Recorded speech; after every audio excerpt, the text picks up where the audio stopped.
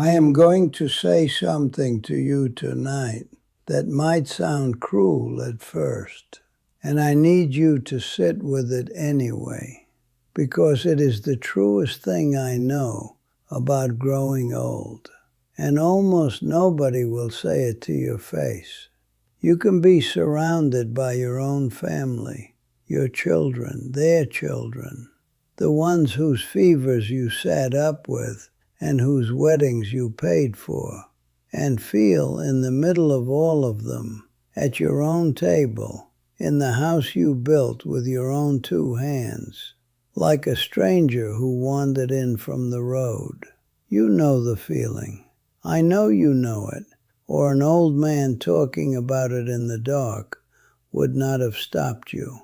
The talk goes on around you, fast and bright, and it goes past you, not through you. They love you. You do not doubt for 1 minute that they love you. And still you sit there and feel unseen, like a chair that has been in the room so long.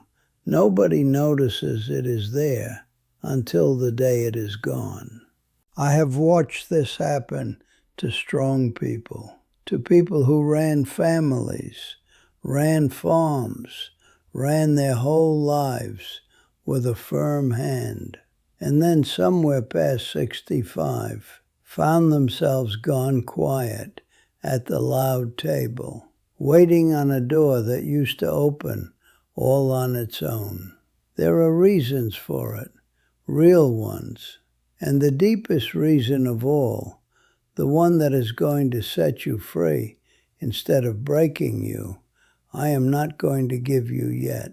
You have to walk through the others first, or the last one will only wound you. So I will hand them to you the way my grandmother handed me hard things, slow, in their order so they hold. Before I go on, do one thing for me. Say a word in the comments, even one word, so the next person who finds this in the dark knows somebody was already sitting here, feeling the same thing at their own table. Nobody should sit at that table believing they are the only one. They are not, and neither are you. Let me tell you what I see, because I've been watching it a long time now. I see people who raised everyone at the table and are now spoken over at it. I see people who are asked 10 times a day how they are feeling. How did you sleep? How is the back?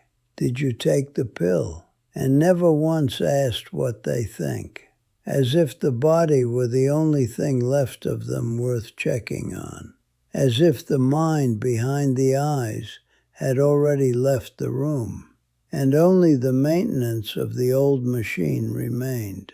I see people who carry a whole lifetime of things they know, how to fix a broken thing, how to sit inside a marriage's worst year and keep the marriage anyway, how to bury a child and go on drawing breath, and not one soul at the table who thinks to ask them any of it. The knowing sits in them like water behind a wall. Nobody is thirsty, so it just sits. I see people who have become something the family manages instead of someone the family knows. Where to seat them at the wedding, who will drive them home, whether they ought to be told the bad news at all. Managed with love, managed all the same. And a person who is managed and never once consulted learns soon enough to stop offering. For why hold a hand out into the middle of a table where nobody ever reaches back for it? I see people who have started answering, "I'm fine," to every question. Not because they are fine, but because they learned that the longer, truer answer makes the young ones shift in their chairs and reach for their phones. So they made themselves small to keep everyone else comfortable.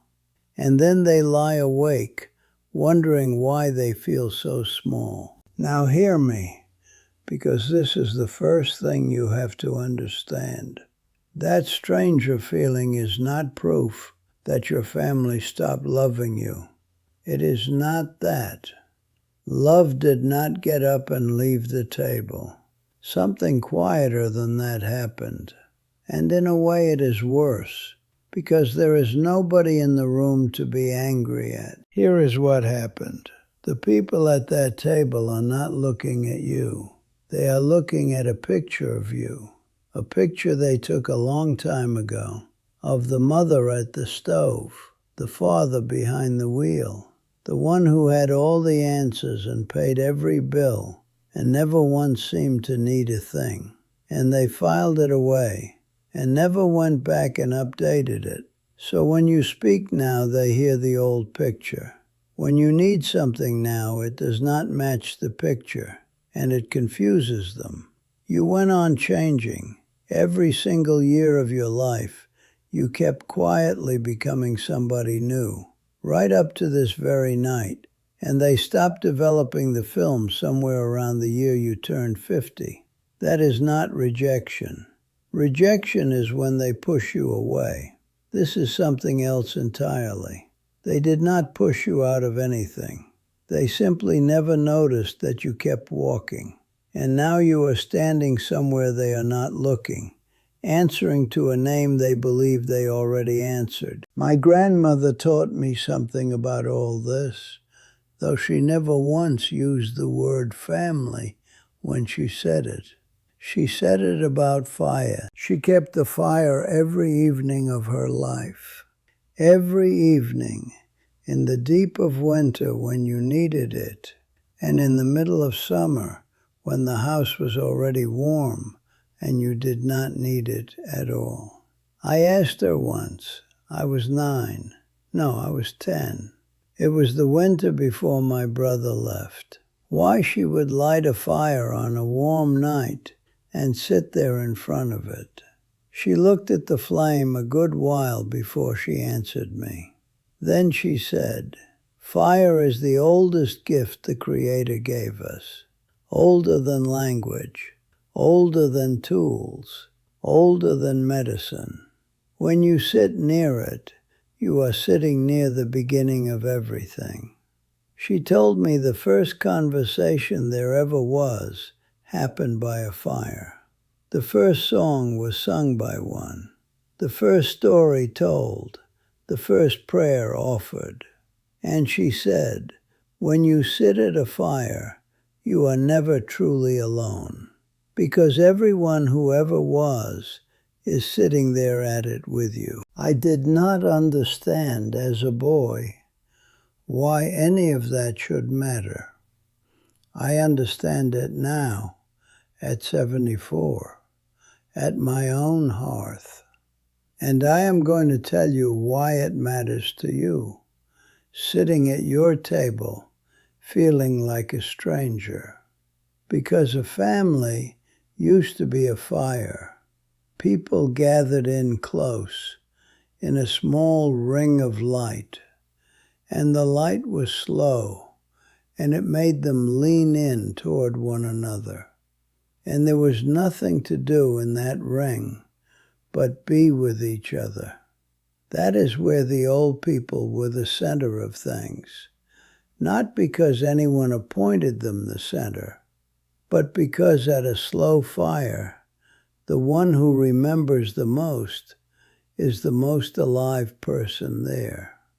My grandfather would sit at that fire and say almost nothing for a whole hour, and the room was steadier for his being in it. That is what an old one was, at a fire. Not a burden the evening had to work its way around. The reason the evening held together at all. Then the world put the fire out. It did not do it on purpose, and it did not do it to wound you. It simply handed everybody something brighter and faster to look at. And the ring of faces broke apart, each one lit up now by its own little cold light, looking down into its own hand instead of across at each other. And you are the one who still remembers the fire. You still know how to sit in the slow light and just be with a person, asking nothing, filling no silence. So you sit down at the table, the old way, waiting to lean in, and everyone else has already leaned away, lit up blue, gone somewhere else. And they call you quiet. They call you distant. They decide you have drifted far away from them. You have not gone anywhere. You are the only one who stayed at the fire. Now let me tell you about some people I have known, because this is not a thing to speak of up in the air. It lives in people, or it is nothing. I knew a man named Frank, 76. Every holiday, Frank sat at the end of his daughter's table, a full house, grandchildren running everywhere, and sat there like a coat somebody had hung on a chair. Nobody was cruel. They passed him the food, asked after his knee, and turned back to one another. Frank had been a machinist for 40 years. He could make almost any broken thing in that house run again. Once in a while, a grandchild carried him something broken, and for 10 minutes his whole face came back on, lit like a stove. And then the thing was mended. The boy ran off with it, and Frank went back to being furniture. I asked him once whether he ever told them what he was thinking, ever asked to be asked. He looked at me a long moment and said, "I keep waiting for somebody to want it." He waited a long time. Frank passed 2 winters ago, at the end of that same table, and I do not believe one soul in that house ever met the man who had been sitting among them the whole while. I give you that one first, and plain, with no bow on it, because not every story tonight ends well, and you deserve to know that before I go on. Now here is a thing I need you to understand, and it is the hardest turn in everything I will say tonight. So I will say it slowly and once. Part of the reason you feel like a stranger at that table is a sad thing. But part of it is not sad at all. Part of it is that you have finally become yourself. For most of your life, you wore a face for that family. You were the strong one, or the calm one, or the one who never cried, the one who kept the peace, the one allowed no needs of their own. It was not a lie, it was a coat you put on to keep them warm. But you wore it so long they forgot there was ever a person underneath it. And hear me, so did you, a little. Now you are old and tired of the coat, and you have started to take it off. You say the true thing now. You want the real conversation, not the polite one. You have stopped performing the person they got used to. And that is why the stranger feeling grew so much stronger these last years than it ever was before.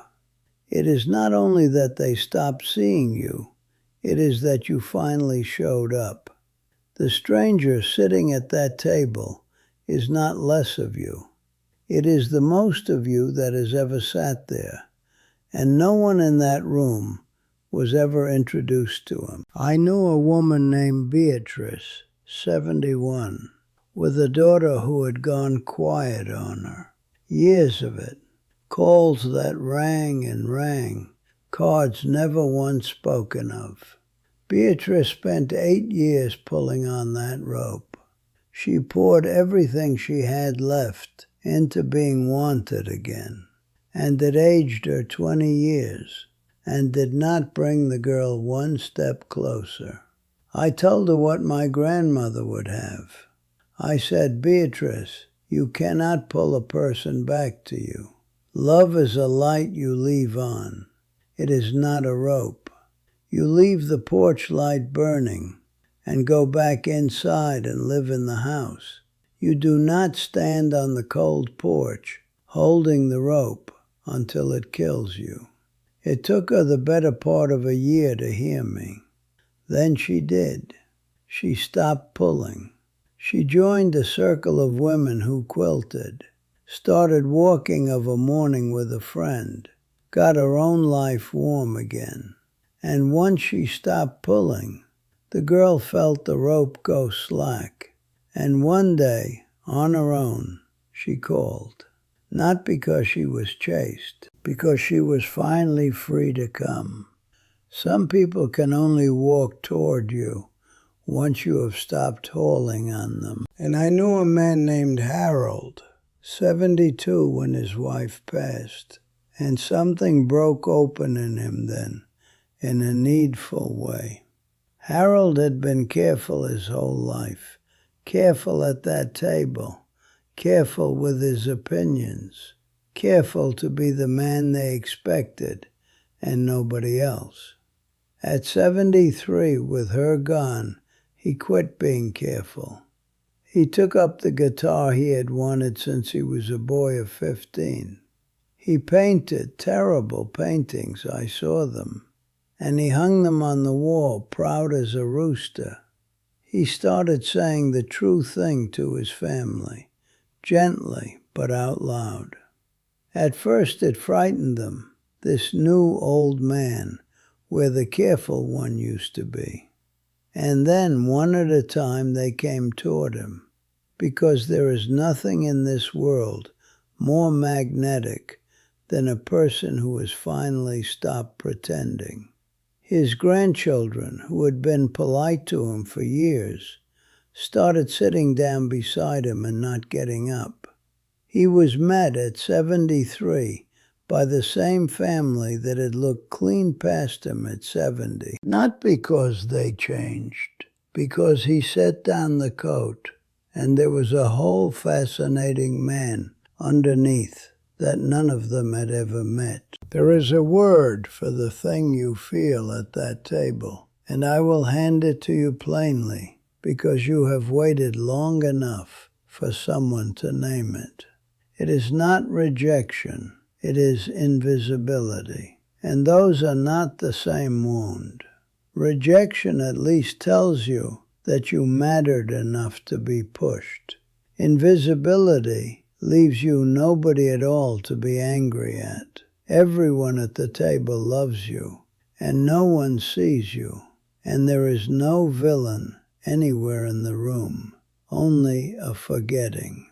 But hear the other half of it, because I would not hand you the heavy half by itself. Invisibility is the one wound in this whole life you can end by yourself. You do not need them to change first. You need to stop waiting at the door to be let in and start opening it yourself.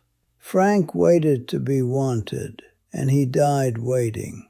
Harold stopped waiting and got his whole family back in the last years of his life. The difference was never the family. The difference was the coat. I want to tell you something before I let you go tonight, and it is not a small thing to me. I am 74. I have made my peace with the fact that I will not be here forever. What I have not made my peace with is what happens to what I carry, because almost none of it was ever written down. It lived in my grandmother, and in my grandfather, and in the old ones behind them, and now it lives in me, and I am the last one in my family who holds it whole. The old ones did not write things down. They spoke them by the fire to the one who would carry them next, until the young ones scattered to the cities and the fires went cold. So I did the thing they never did.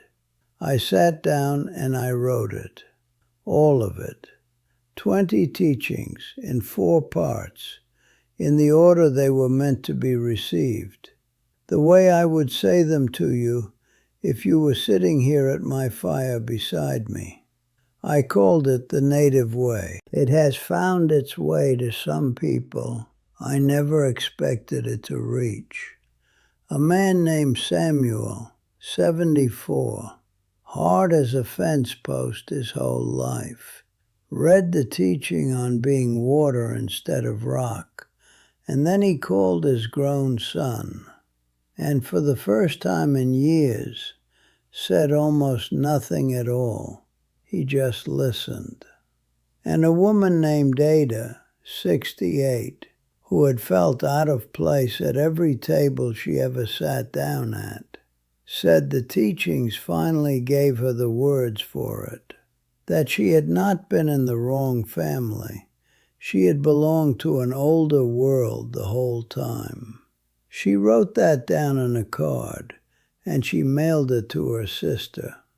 It is not a fancy thing. It is an old man's teachings set down on paper. But it costs less than one supper you will not even remember eating. And I made it that way on purpose, so the price would never once be the reason a soul went without it. The link is in the description, and there is a code on your screen. It is there if you want it. That is all I will say about it. Now, before I let you go, come back to the fire with me. I told you my grandmother lit one every single evening, even in summer, even when nobody in the house needed the heat of it. I think I have finally understood why. She was not keeping the room warm. She was keeping a place where a person could be seen. A fire does not ask you how your back is holding up. A fire does not look past you at something brighter in its hand. A fire takes whoever sits down in front of it and holds the light steady on their face and asks nothing of them at all. She was keeping every night of her life the one thing this world had already started quietly taking away. A small ring of light where an old person was not the furniture, but the very center. And you who are sitting there tonight in a house full of people who love you and do not see you, feeling like a guest where you ought to be the root of the whole thing, I want to say this to you straight, the way I wish to God somebody had said it to Frank while there was still time. You are not disappearing. You are not too much, and you are not too old, and you have not been left behind. You have become yourself at long last, and the people at that table have simply not been introduced to him yet. So introduce him. Say the true thing. Tell the story nobody thought to ask for. Take off the coat.